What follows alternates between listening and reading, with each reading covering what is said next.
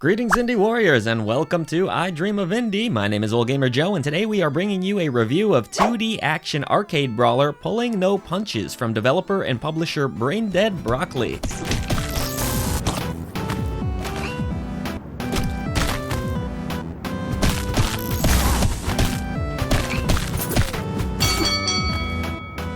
Well, one thing's for sure with Pulling No Punches, it's going to get some kind of reaction out of players. Whether that's a positive reaction or a negative one, I can't say. I suppose that depends on which side of the pandemic argument you are on. Pulling No Punches is an arcade brawler that features 4 different characters to choose from, all with unique statistics and movesets, and 4 chapters. The story and writing is blatantly obvious here. It is all about the big pandemic that has taken over our lives really in so many ways over the past few years. So if you're kind of tired of all of that right away, Pulling No Punches isn't going to speak to you and you're probably just going to roll your eyes at it. A lethal virus has broken out and now folks are being advised to wear masks in public and to quarantine when possible so as to avoid this virus spreading further. However, not everybody wants to listen, so some are not wearing masks and they're just going about their regular old lives. This doesn't sit so well with our 4 lead female characters, so they hit the streets to go kick some ass.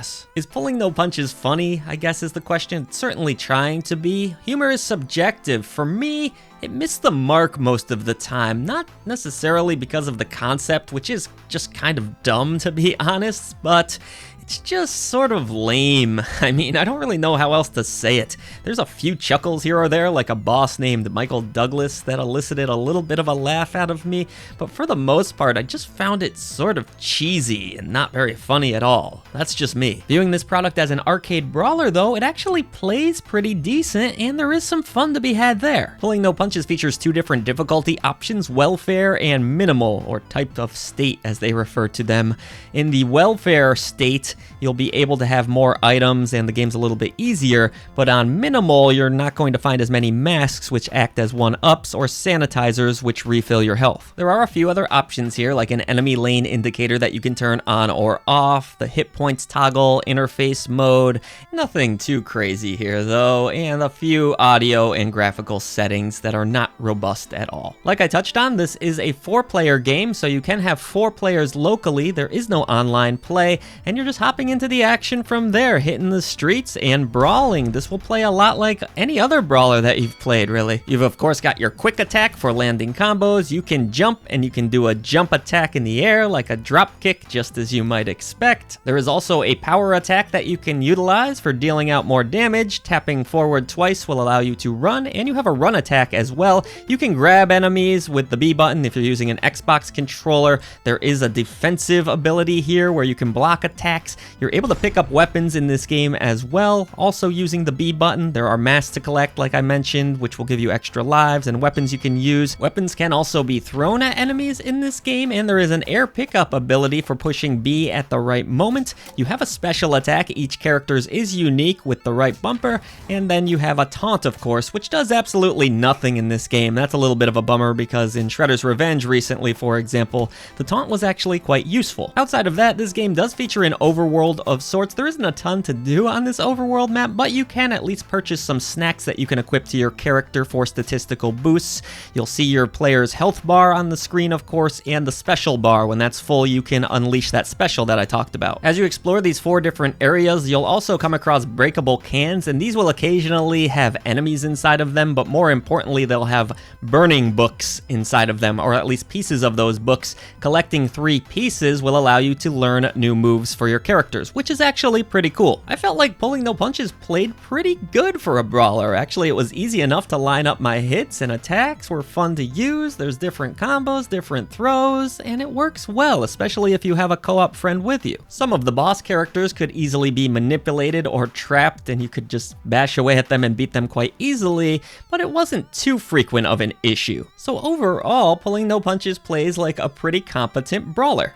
Unfortunately, the game is hampered by a few technical issues. At one point, the game wouldn't load for me at all, and I was stuck with a black screen. This meant that I had to uninstall the game and reinstall it, and thankfully it worked again after that. But there were other cases where my character just disappeared entirely off the screen or was invisible, fighting the last boss, for example, which we are not allowed to show in this video. While these glitches were annoying, ultimately it wasn't a huge deal because the game has at least somewhat of a decent checkpoint system. While the bugs were annoying, the biggest problem with Pulling No Punches is the lack of content. There are some extras that you unlock, but it's nothing special, like a gallery and some music, and then it's just going through the same 4 levels over and over again, and hopefully learning all of the different moves for the characters, but that's it. I really could have seen this developer pulling off a cool Scott Pilgrim style game here with a more robust leveling system and more uses for the currency, and I just think ultimately players are going to be done with this one pretty quick and not really think about it much after the fact. It's just a 40-minute play or so,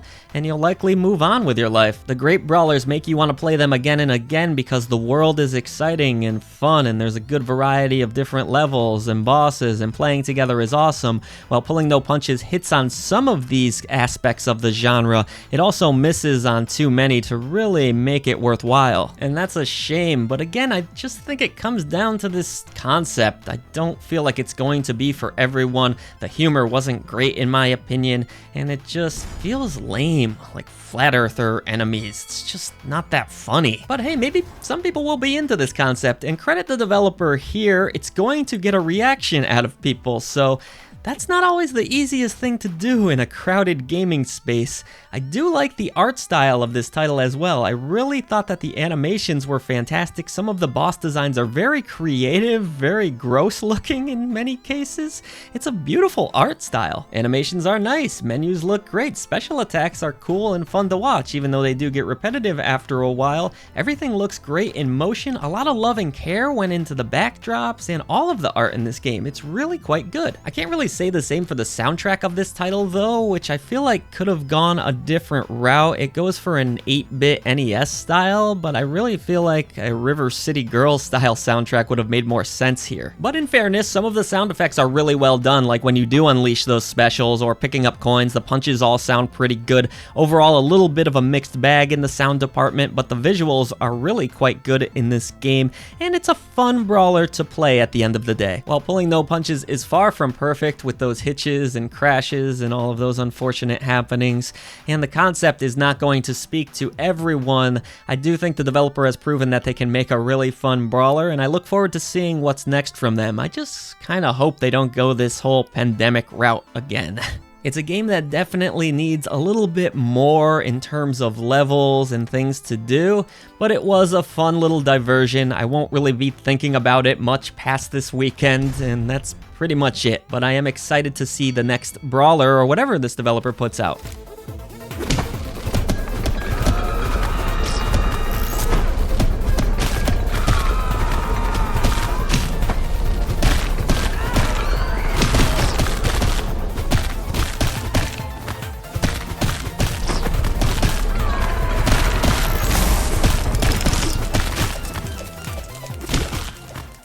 We thank you so much for supporting clickbait-free content here at I Dream of Indie. We couldn't possibly make it without you and these brave indie warriors and legends. At the Indie Warriors tier, we have Bill, Adriana Amato, CJR, Julian Kolbis, Ray Lynn, Marky Mint, Dave Hart, Peekaboo, Lex Noyle, Christian Cruz, PSC, Solaru C, Chic Geek, Ancha277, and Acrophobe. Indie legends include Nathan Moore, Skeptism, Jen Rose, Chris Jackson, Mr. W, Blue Francis 14, The Beefarinis, Business Cody, Chiron, Jace Glover, King of the Hatch, Ophidian Mind, Lord Metroid, Seacoil, and Larkison. Thank you so much for everything that you do for independent developers, publishers, and for I Dream of Indie. Everybody else, head down to the description box below. Let's defeat the gaming echo chamber and bring a voice to the voiceless ones in gaming.